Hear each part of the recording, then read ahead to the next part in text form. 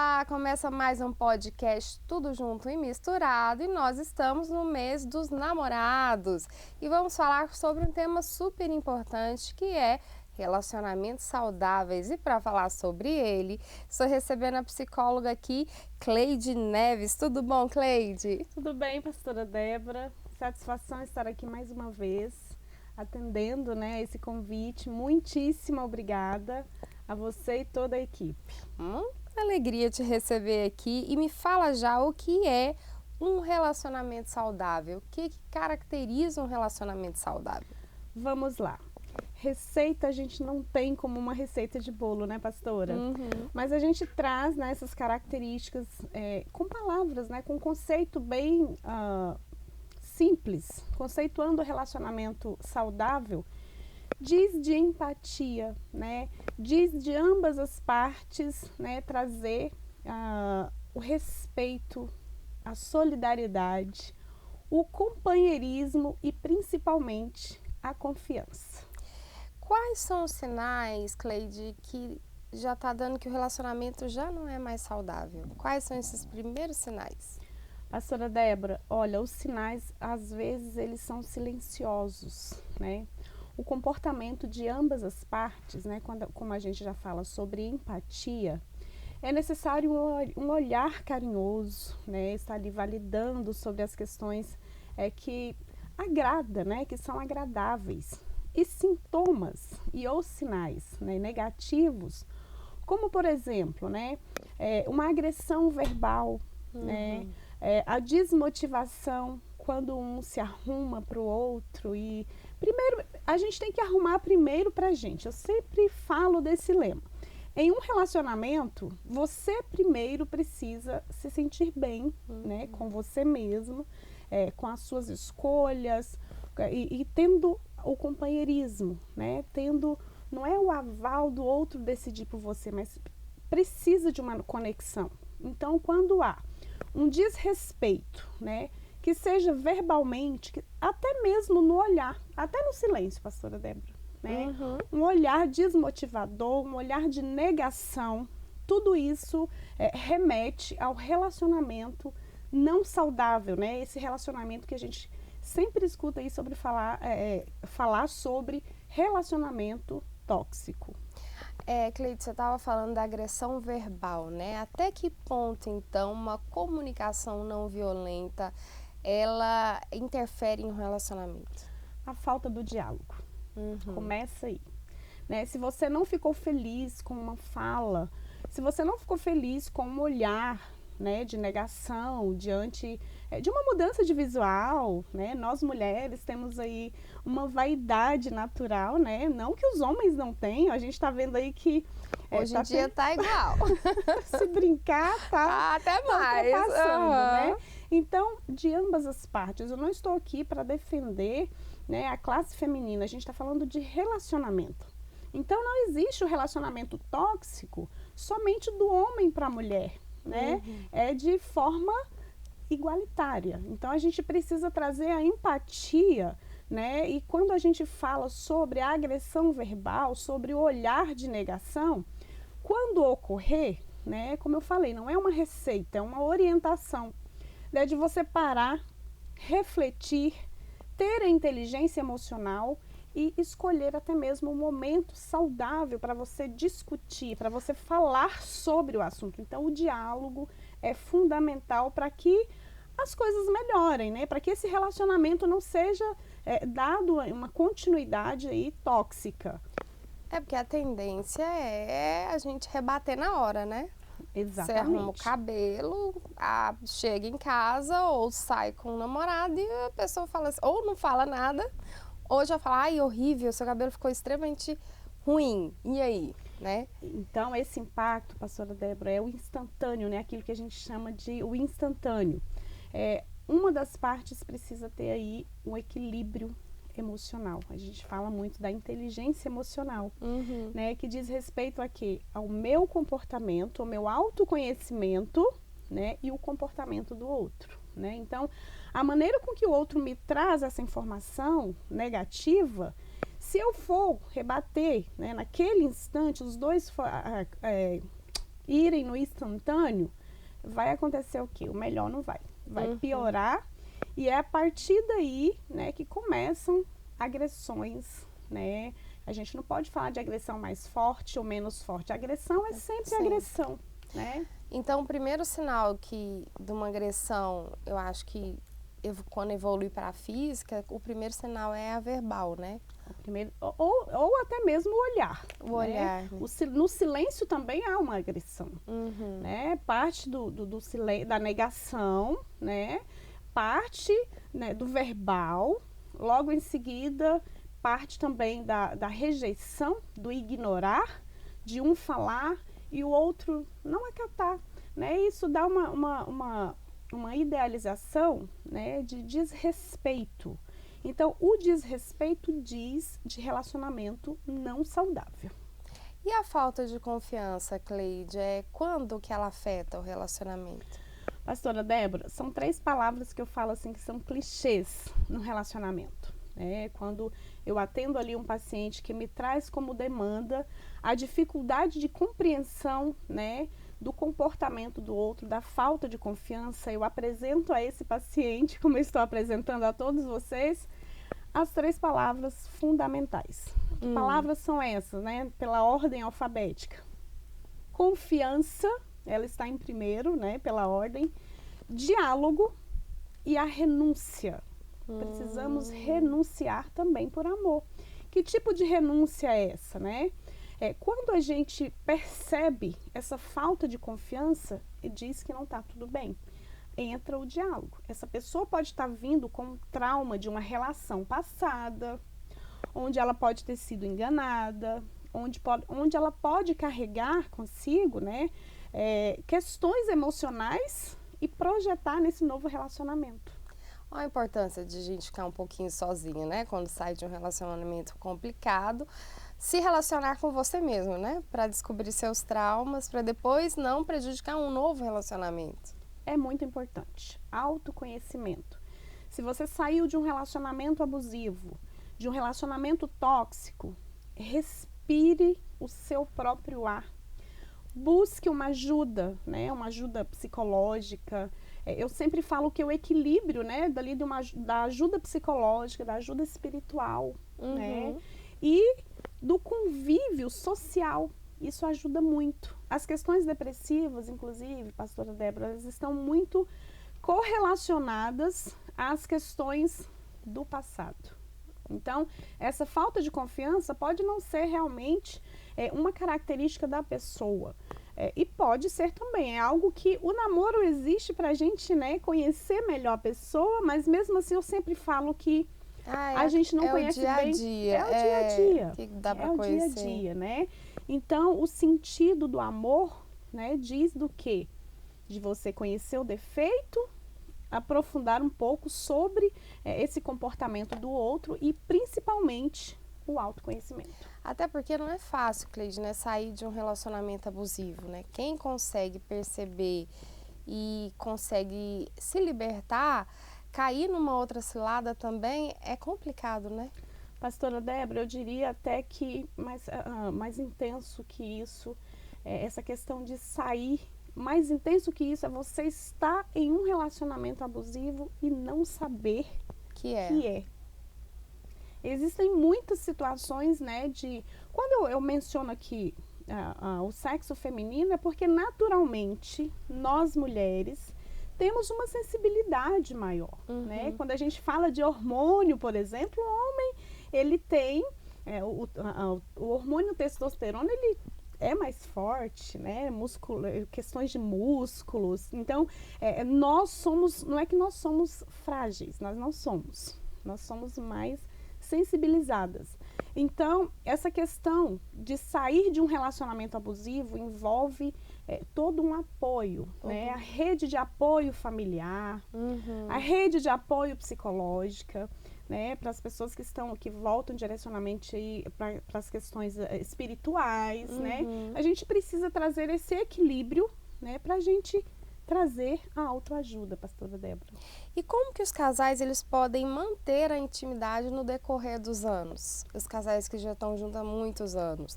A gente escuta muito o termo, né, a nomenclatura namorido. É. Já ouviu, pastora Débora? Então, esse termo namorido é não deixar, né, que o namoro, somos enamorados, né, não perca o casamento, não perder o comportamento do namoro, né? E aí a gente volta lá no início da nossa conversa, só que de forma positiva, validando, elogiando, porque o que acontece? A gente escuta muito que, nossa, a pessoa namorou 10 anos, casou, o casamento durou 2 anos. O que é isso? Talvez, né, dentre outros fatores, que cada casamento é único, né, como cada ser é único, cada relacionamento também é. Então, é uma das questões que implica bastante, é você achar que você tomou posse, que você já conquistou, que já é seu. Não é que ninguém é de ninguém, né? Fala, o meu marido, a minha esposa, é um termo de posse, não deixa de ser, mas é o cuidado de pertencer aos cuidados um para com o outro. Então, é cuidar, é zelar, é validar aquilo que você acha que é importante. O que é pouco para a Cleide pode ser muito para o marido dela e vice-versa. Então, é trazer essa valorização, trazer essa validação nos mínimos detalhes. E tentar conhecer e compreender o outro um pouco também, né? Com certeza. Cada um tem seu estilo de vida, cada um tem, não estilo de vida, mas seu jeito de ser, né? Tem gente que é mais explosivo, tem gente, as mulheres são mais sentimentais, né? E assim, e tentando compreender um ou outro, não é? Com toda certeza. Eu sempre falo, pastora, que num relacionamento, né, são duas pessoas com linha de raciocínio diferente, né, são culturas diferentes. Às vezes a Cleide é baiana e casa com um tocantinense. São culturas diferentes. Ou se não, uma pessoa mora no sul do país e casa com uma pessoa do Nordeste. São culturas diferentes, são costumes diferentes. E assim como a nossa personalidade, ela tem as 3 vertentes aí, né, de formação, que vem o DNA, vem o ambiente, né, da nossa convivência e a cultura. Então, é respeitar. A palavra respeito, ela precisa estar presente, né, em qualquer relacionamento. Começa no namoro. Eu falo que o estudante de psicologia, ele é estagiário, né, de ser um psicólogo. Né? A pessoa que namora, ela está tendo um estágio para o casamento. E digo que é a fase cor-de-rosa, a fase colorida. Se não vai bem no namoro, dificilmente vai bem no casamento. Com certeza. Cleide, o que é dependência emocional? E como que a gente pode evitar, tanto no namoro quanto no casamento? Dependência emocional é você não ter um equilíbrio, né, do seu comportamento, você não ter segurança, né, de suas conquistas, você não ter segurança de si próprio, do seu comportamento, e equilibrar ali. Você equilibra no outro e você não se vê sem esse outro, né? É claro que eu não vou citar nomes, né, mas eu estava conversando essa semana com uma aluna, né, e ela falando sobre essa dependência emocional, sobre não conseguir ir adiante, né? Não basta ela fazer um bloqueio de todas as redes sociais, porque ela quebrou um perfume que era importante ali no namoro, ela tem a dependência de mandar uma mensagem para esse ex-namorado, porque aquilo significava para eles. E o relacionamento não existe mais. Nossa, é uma dependência emocional. Dependência emocional.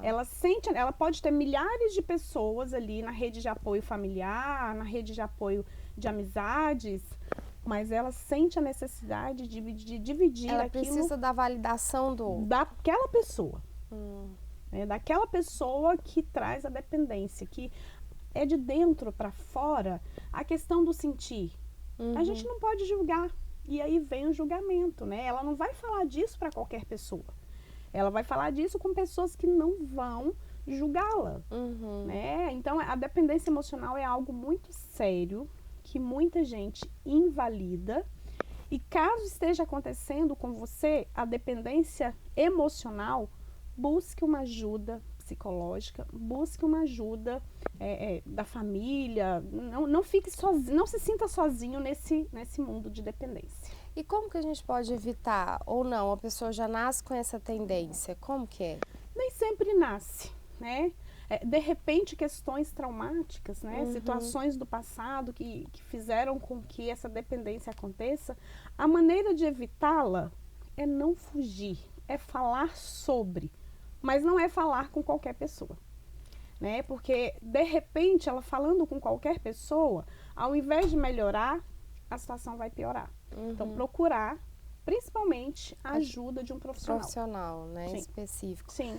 E a empatia, qual que é o valor da empatia num relacionamento? Eu sempre falo, pastora Débora, que a empatia não é eu me colocar no lugar da pastora Débora. Esse lugar é dela. É eu me ver naquele lugar, naquela situação, né? E eu tentar, né, agir como se fosse comigo, porque não é. O sentimento que a pastora Débora sente, eu não consigo descrever. De repente, nem você consegue descrever, só sente, né? Então, é necessário o cuidado, né? Quando o outro não agrada com um tipo de comportamento, quando uma das partes, né, não tá achando legal, olha, eu não gostei do seu corte de cabelo, mas você gostou, o cabelo vai crescer e você vai fazer um outro corte, não para me agradar. Se você realmente estiver sentindo feliz, assim, é ter empatia.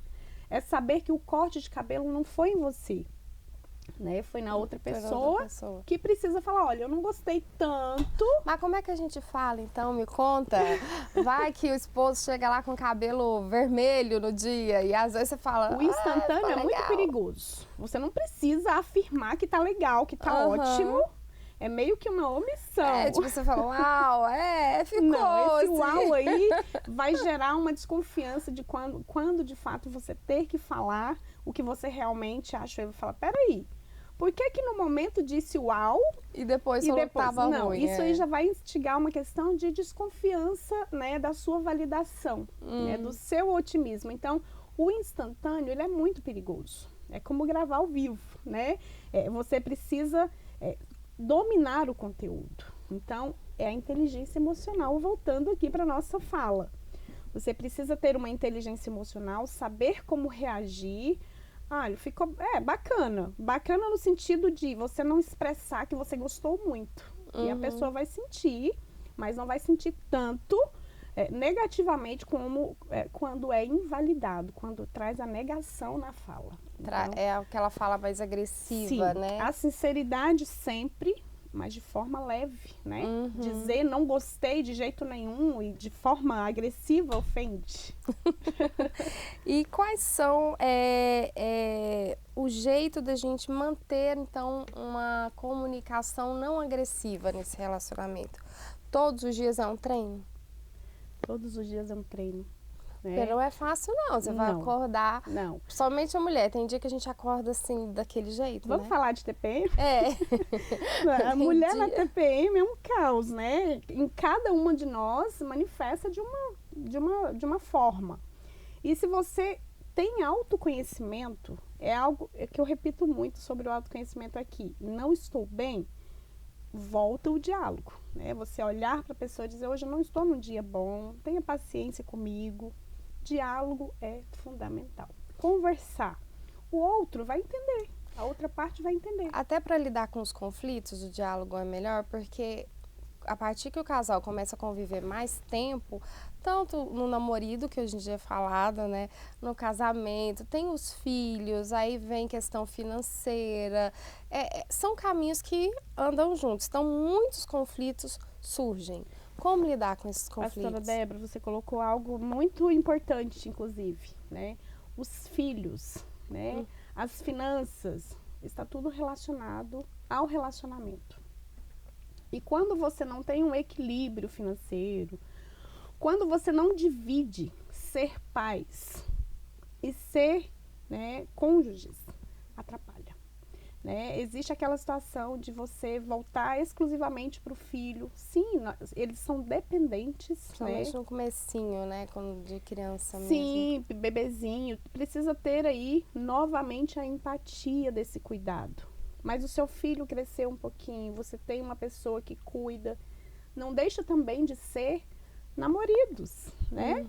Vão passear também. Vocês estando bem, isso é transmitido para os filhos. Então, é muito importante a questão de não esquecer que, além de ser pai e mãe, você é marido e esposa. Ou namorado e namorada. Namorada, é. E como manter a individualidade? Porque no relacionamento, porque às vezes a gente quer tanto agradar o outro e só sai com a outra pessoa, só quer a validação do que veste, do que faz, e acaba perdendo um pouco da individualidade, né? Qual que é a importância de manter? Da socialização também, né, pastora Débora? É importante que haja o respeito, outra vez voltando aqui na nossa fala. Respeitar, né, o momento da Cleide sair, ter uma conversa com as amigas que não via há muito tempo, respeitar o momento dele estar com os amigos, né, dessa não é uma individualidade, mas é uma soma para os dois, né? É necessário. É claro que tem que ter, né, o equilíbrio de entender que você está em um relacionamento e que você tem limitações, né? Você não vai sair com os amigos também, varar uma noite inteira fora, né? Tem Equilíbrio. Limite, equilíbrio.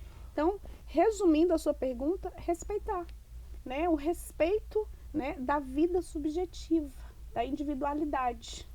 Porque a gente não sabe o futuro, né? E cada um tem que ter também um pouco, tem que ter uns amigos, até pra gente se parecer, até pra juntar e falar mal deles, né?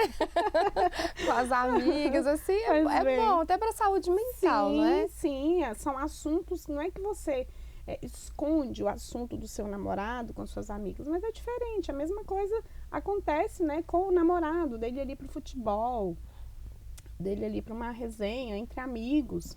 E aí ele chega e ainda compartilha, a gente ainda compartilha, né? É algo social, é voltado realmente para o social. Então, o respeito, a individualidade, que remete automaticamente à confiança. Se você está com alguém que você não confia, não tá bom para você. Principalmente para você, não tá bom. O que justifica, né? Você ficar num relacionamento que não existe confiança. Pra quê? Pra quê? E aí a gente fala lá no consultório, né? E às vezes quando a gente pede esse paciente para falar com ele mesmo, né? Fala, peraí, como que eu vou falar comigo mesmo? Sim, reflete sobre o seu comportamento diante das atitudes do outro. É um problema, uma dificuldade que você está vendo nele ou em você? Dialogue, né? Converse. Tenta resolver. Nós falamos aqui sobre relacionamentos abusivos, né? Quais são as consequências emocionais, físicas também, de um relacionamento abusivo? Isso reflete não só no casal, né? Se é um casal que tem filhos, veio um sofrimento, né? Fora dos dois, remete automaticamente na vida pessoal, na vida sentimental e na vida no sentido de relacionamento futuro desses filhos. Eles podem um dia não querer se relacionar, não querer levar adiante a questão do casamento por questões de trauma. Questão de trauma, né? São os transtornos pós-traumáticos, né? Ele vai prejudicar não só a vida do seu cônjuge, mas a vida daquele que ele diz amar. Olha só. É por isso que às vezes a gente fala a importância, que às vezes é melhor terminar um relacionamento para os filhos ficarem bem do que viver naquele ambiente de briga, né, eterna, aquela coisa pesada. Sim, eu escutei um dia desses, né, de alguém falando assim, Cleide, quando um casal busca terapia, é término na certa, né? Talvez não, né? Talvez não, e talvez é o que precisava de fato, essa pessoa, né, uma das partes buscar o significado de fato de relacionamento. Quando ele entende que o relacionamento diz também sobre individualidade, como é bem colocado aqui a pergunta anterior, ele vai lidar melhor com a situação. E tem como a gente, ou não, mas estabelecer um limite saudável? Com certeza, né? Quando você descobre ali o que está dificultando a relação, que você conversa, né, que você discute e você procura melhorar, se sozinho você não conseguiu, se você buscou uma ajuda, né, uma ajuda extra fora do casamento ali, uma ajuda profissional, já é um passo, né? Já é você entender que você precisa. Você entender que você precisa de ajuda e procurar essa ajuda, já é um passo. Hoje a vida corrida de todo mundo, né, tem muitos problemas mentais em voga, né, falando muito ansiedade, depressão, tem burnout, tem muitas síndromes, né, que a gente tem falado bastante. Como ajudar um parceiro que tem passado por isso? A gente até falou disso no nosso outro momento, pastora Débora, sobre gestão do tempo, lembra? É mesmo. É algo que é muito importante para o casal. Gerir o tempo, né? Tomar o cuidado devido com o burnout, né? O trabalho excessivo, o acúmulo de trabalho, não procrastinar. E trazer a questão, né, de se olhar, de ter um momento para os dois. É muito importante. Então, dividir, né, trabalho de lazer. O lazer também nos traz o bem-estar emocional. Assim como o trabalho excessivo, a falta de programar esse trabalho, acomete aí a questão do burnout. E a depressão? Eu percebo que meu companheiro, meu marido, ele tá ficando muito para baixo, não tá querendo sair, nervoso, reclamando demais. Como que eu posso ajudar? A depressão, ela tá totalmente correlacionada com questões, né, do passado e também com a questão do hoje, né? A questão de excesso de trabalho, excesso de cobrança, pressão psicológica. Tudo isso faz com que a pessoa, né, o sujeito fica com sintomas e até mesmo com a questão depressiva. O diagnóstico, ele é trazido por um profissional, né? Cuidado com o autodiagnóstico. Tristeza é diferente de depressão, mas se você viu a mudança do comportamento, escute-o, dê oportunidade de fala e, se dependendo do que você avalia, né, que você percebe, leve a um profissional.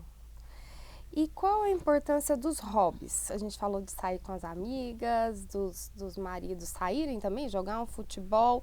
Qual que é a importância para manter um equilíbrio na vida deles? O hobby, ele pode estar inserido aí numa atividade física a dois, né? Ali vão surgir muitos assuntos. Eles vão relembrar de momentos do passado, do namoro, se forem casados. De fortalecer o namoro, se são namorados, né? Se são noivos. Assistir uma série juntos, né? Com assuntos, né, que colaboram, né, com eles. Porque, de repente, você gosta de um tipo de filme. Eu, por exemplo, o meu estilo de filme é totalmente diferente do meu marido. Mas, vez ou outra, né, a gente vai sim no cinema e a gente entra em acordo. Hoje eu vou ver o filme na linha que você gosta e na próxima sessão. Então, é ter esse equilíbrio, fazer com que aconteça o gosto dos dois. Não ir só... Os homens gostam muito de carne, as mulheres não gostam tanto. Não vamos só na churrascaria, né? Vamos equilibrar. Um dia vai num, outro dia vai no outro. Sim. E fazendo cada um o gosto de um, Exatamente. né? É validar o gosto dos dois, ter empatia, né? Quando eu gosto de uma comida japonesa, meu marido não gosta, ele vai lá, pede um suco, olha se tem deve ter algum petisco ali que vai agradá-lo e ele vai me acompanhar. Outra hora eu vou lá no sanduíche que ele gosta e acompanho na mesma intensidade. É fazer valer as duas situações, os dois gostos. Cleide, como lidar com os ciúmes? A gente falou de segurança. Insegurança está relacionada com os ciúmes, mas eu acho que o ciúmes é um pouco mais agressivo, né? Como lidar com os ciúmes? Olha, o ciúmes, ele entra aí numa questão de desequilíbrio mesmo, né, emocional. Esse desequilíbrio diz respeito ao quê? Também a falta de confiança. A falta de confiança, ela está acompanhada ao ciúme. A insegurança também. Então, é se perguntar, por que eu estou com ciúmes, né? O que está me fazendo sentir ciúmes? Qual a insegurança que eu tenho diante disso, né? Então, você ouvir o outro, né, sobre aquela situação, sobre a sua demanda, porque o ciúme é seu, você precisa entender o porquê, né? E se você não fala, você vai acabar agindo, Então, é importante que você fale sobre, né? Talvez talvez a escuta que você vai ter da outra parte vai te transmitir uma segurança. Vai ver que não é nada daquilo que você iria praticar com você mesmo. A segurança diz Da pessoa. Sim, sim. E quem sofre os ciúmes? Porque ambas as partes. Ambas as partes. Porque a pessoa que está sentindo ciúmes, né, ela consegue trazer o descontrole emocional. Uhum. A outra pessoa, né, a outra parte, ela consegue também se sentir mal, né, porque ela não está fazendo por onde e de repente ela não escuta o porquê, vem só a ação. E aí a falta do diálogo sobre o assunto pode findar essa relação. E em que casos a terapia de casal ela é indicada? Olha, a terapia de casal é bem sensibilizada, porque o que acontece?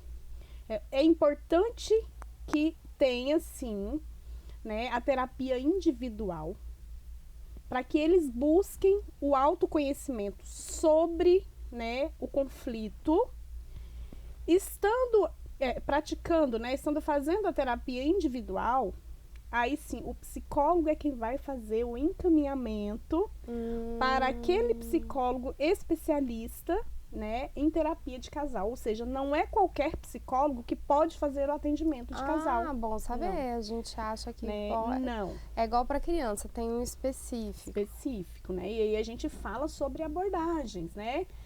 Nós sabemos que a terapia cognitivo-comportamental, ela volta aí para o comportamento, né? A terapia de casal, a gente trabalha bastante com a abordagem sistêmica, ajuda bastante, que trabalha ali, né, o sistema familiar. Uhum. Então, lembrem sempre que não é qualquer psicólogo sem especialização voltada para a terapia de casal que é o indicado, né? O correto é esse psicólogo que está fazendo o tratamento individualizado fazer o encaminhamento para o especialista.